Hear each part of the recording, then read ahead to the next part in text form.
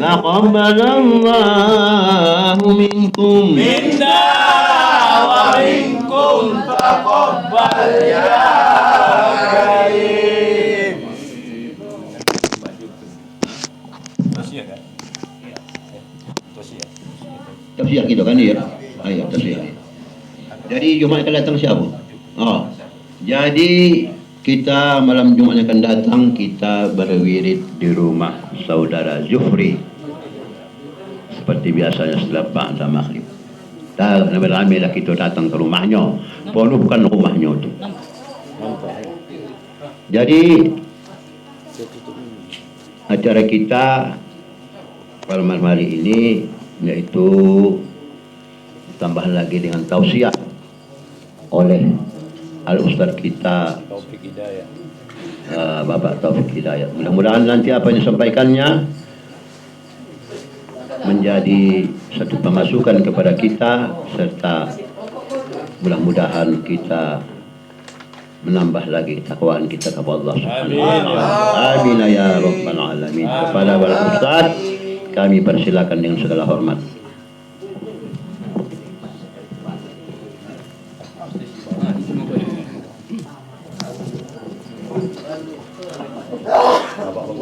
Sama itu nasi bagus lagi. Buat tanya kan tadi. Apa ini nasi? Jauh kata salah. Teh manis. Teh manis. Minum lagi dulu ya. Ah, dalam buat. Ya, tempat-tempat tadi buat ya. Jangan pindah-pindah.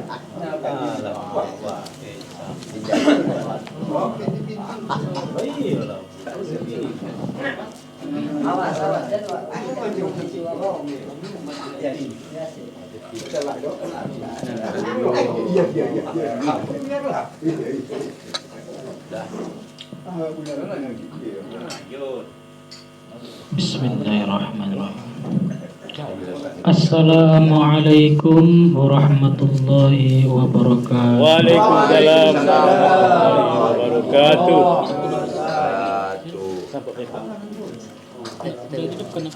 Ambilkan lah video.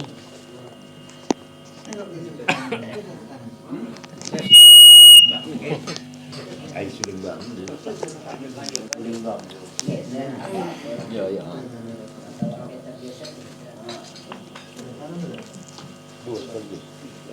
Alhamdulillahilladzi nahmaduhu wa nasta'inuhu wa nastaghfiruhu wa na'udzu billahi min syururi anfusina wa min sayyiati a'malina. Man yahdihillahu fala mudilla lahu wa man yudlilhu fala hadiya lahu.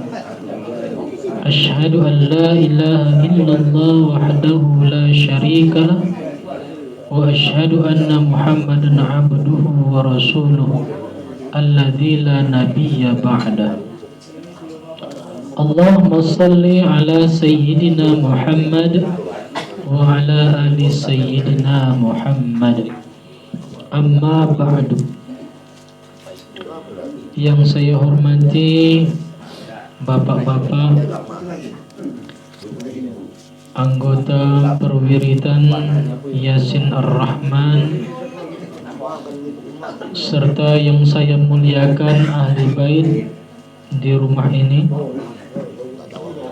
Puja dan puji syukur mari kita persembahkan kepada kehadiran kepada Allah Subhanahu wa taala yang telah memberikan limpahan rahmat dan hidayahnya kepada kita, sehingga pada kesempatan ini kita dapat kembali berkumpul dalam rangka perwiritan Yasin yang setiap malam Jumatnya kita adakan ke rumah-rumah.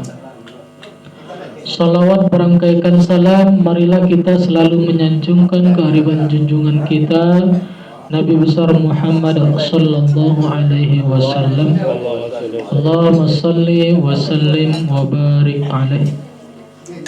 Mari kita memperbanyak lafaz salawat Nabi. Allahumma salli ala Sayyidina Muhammad wa ala ali Sayyidina Muhammad. Mudah-mudahan bagi kita yang selalu memperbanyak lafaz salawat, mensyiarkan salawat, mengajak orang-orang untuk selalu membaca salawat, kita akan mendapatkan kesempatan berupa syafaat yaumil hisab kelak. Amin ya rabbal alamin. Jamaah yang dimuliakan Allah Subhanahu wa taala, dalam hal ini saya mengambil tema tentang pengertian wakaf. Pengertian wakaf secara bahasa berarti menahan. Dan menurut istilah syara, wakaf ialah menahan suatu benda yang kekal zatnya untuk diambil manfaatnya dan kebaikannya dan untuk kemajuan Islam. Saya ulangi kembali, istilah wakaf menurut syara yaitu menahan suatu benda yang kekal zatnya untuk diambil manfaatnya untuk kebaikan dan kemajuan Islam. Menahan suatu benda yang kekal zatnya dapat diartikan sebagai sikap untuk tidak menjual dan tidak memberikan serta tidak pula mewariskan, tetapi hanya menyedekahkan untuk diambil manfaatnya saja.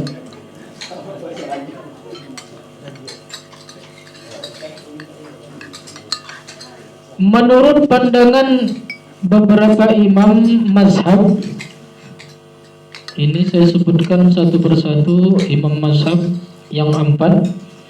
Menurut mazhab Imam Syafi'i dan Hambali, mendefinisikan wakaf yakni seseorang yang menahan hartanya demi dimanfaatkan dalam segala bidang kemaslahatan dengan tetap melanggengkan harta tersebut sebagai wujud ketundukan kepada Allah Subhanahu wa ta'ala. Jadi wakaf itu orang yang memberikan hartanya, orang yang menahan hartanya namun untuk dimanfaatkan dalam segala bidang kemaslahatan umat, tidak untuk diperjualbelikan, ya, tapi untuk dimanfaatkan kemaslahatan. Selanjutnya, definisi wakaf dari mazhab Hanafi. Wakaf adalah menahan harta benda dengan melepaskan hak kepemilikannya menjadi milik Allah. Seseorang yang mewakafkan harta benda itu berarti ia melepaskan kepemilikan harta tersebut dan memberikannya kepada Allah untuk bisa diberikan manfaatnya kepada manusia secara terus-menerus atau kontinu, tidak boleh dijual, tidak boleh dihibahkan ataupun diwariskan. Ini menurut Imam Mazhab Hanafi. Kemudian pengertian dari sedikit berbeda dari Imam Abu Hanafi. Wakaf adalah menahan harta benda atas kepemilikan orang yang berwakaf dari hasilnya atau menyalurkan manfaat dari harta tersebut kepada orang-orang yang dicintainya. Merujuk pada definisi dari Abu Hanifah, dapat dipahami bahwa harta tersebut ada dalam penguasaan orang yang berwakaf atau wakif, disebut wakif, selama ia masih hidup. Hal ini bisa diwariskan kepada orang-orang yang masih hidup, ya, masih hidup, dari orang yang sudah meninggal. Ya, jadi wakaf itu bisa diwariskan dari orang yang meninggal kepada orang yang masih hidup.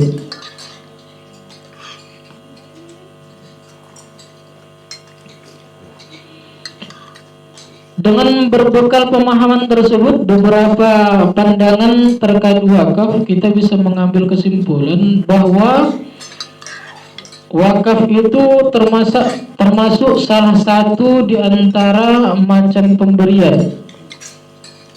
Namun hanya boleh diambil manfaatnya dan bendanya harus tetap utuh. Ya, jadi kalau kita berwakaf, misal kita mewakafkan sebidang tanah, nah, tanahnya itu tak boleh ketika orang yang mewakafkan tersebut sudah meninggal atau masih ada, itu harta yang diwakafkannya tadi tak boleh dijual, ya. Tapi boleh harta tersebut dikelola, ya, tanahnya tadi dikelola, ataukah mau dijadikan bangunan atau mau menjadikan TPA, tempat pengajian, tempat-tempat perkumpulan orang-orang Islam, ataupun dibuat rumah ibadah. Nah, itu lebih bermanfaat karena itu akan diambil manfaatnya. Atau dijadikan ladang atau perkebunan, nanti hasilnya itu boleh dijual, kemudian uangnya bisa dimanfaatkan untuk umat, ya, dikasihkan kepada orang-orang yang membutuhkan, kepada orang-orang yang membutuhkan, orang yang fakir atau yang miskin. Jadi wakaf itu tak boleh dia dijual atau dibeli, ya. Belakangan banyak beredar di media, baik itu di media cetak maupun di media televisi, harta wakaf atau wakaf banyak disalahgunakan kepada orang yang tidak bertanggung jawab, ya. Di daerah Medan banyak sekali masjid-masjid wakaf itu, tanah wakaf dimanfaatkan untuk bisnis-bisnis kotor, ya, maafnya bisnis-bisnis tak jelas, ya, pada orang-orang yang kaya memanfaatkan tanah wakaf itu yang sebelumnya wakaf ini tak bersurat. Nah, hati-hati kalau kita mewakafkan itu harus jelas, ya, surat-suratnya. Jadi jangan sampai kita mewakafkan itu hanya sebatas hitam di atas putih, tak ada hitam di atas putih. Banyak kejadian seperti itu, masjid-masjid dirobohkan, dijadikan tempat-tempat hiburan, dijadikan tempat-tempat, ya, tempat-tempat maksiat atau segala macam, ya, masjid. Ada lagi kuburan. Kuburan itu kan kebanyakan kuburan itu tanah wakaf. Ini kuburan itu dibongkar habis, kemudian dibangun, dibangun apartemen atau segala macam. TPO itu kuburan. Dan manfaatnya untuk diri pribadi, ya pengusaha tadi, bukan untuk kemaslahatan umat. Jadi berwakaf, ya niatkan wakaf kita itu untuk kemaslahatan umat. Ya seperti kuburan, ya seorang mewakafkan untuk kuburan. Semakin banyak orang yang dikubur di tanah wakaf tersebut, maka pahala kita kan semakin banyak. Mewakafkan untuk masjid, ya banyak masjid kita khususnya di Tanjung Bali ini yang membutuhkan ya uluran tangan dari orang-orang yang dermawan tentunya untuk pembangunan masjid.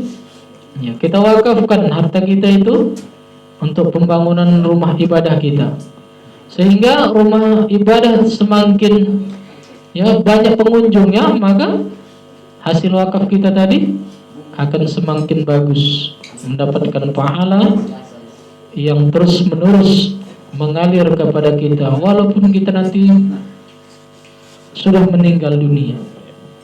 Ya, jadi berwakaf niatkan seperti sedekah jariah, nanti pahalanya itu akan mengalir kepada kita terus menerus. Jadi ulama banyak mendefinisikan tentang wakaf ini yang tujuannya adalah untuk kemaslahatan umat, untuk kemaslahatan kebersamaan orang Islam bersama. Dan juga sebenarnya bukan hanya untuk kemaslahatan orang Islam saja, tapi orang-orang yang di sekitar kita pun ikut merasakan kemaslahatan tersebut.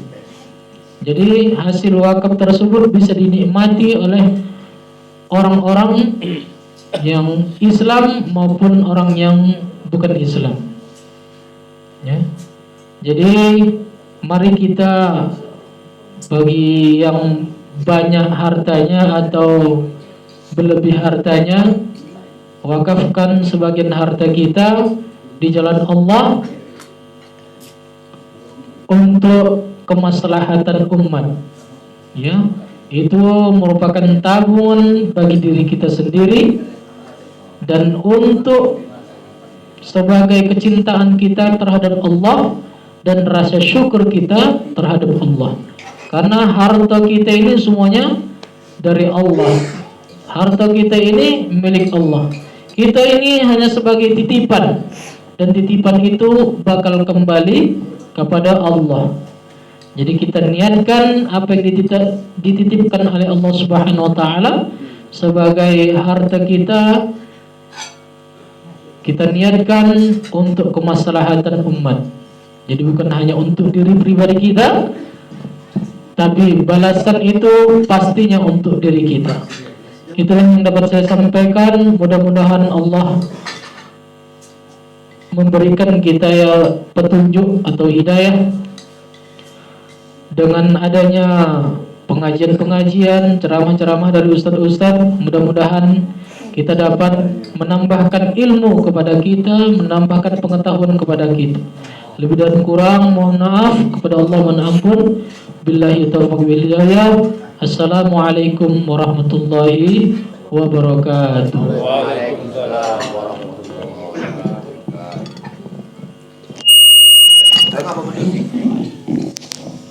Waalaikumsalam.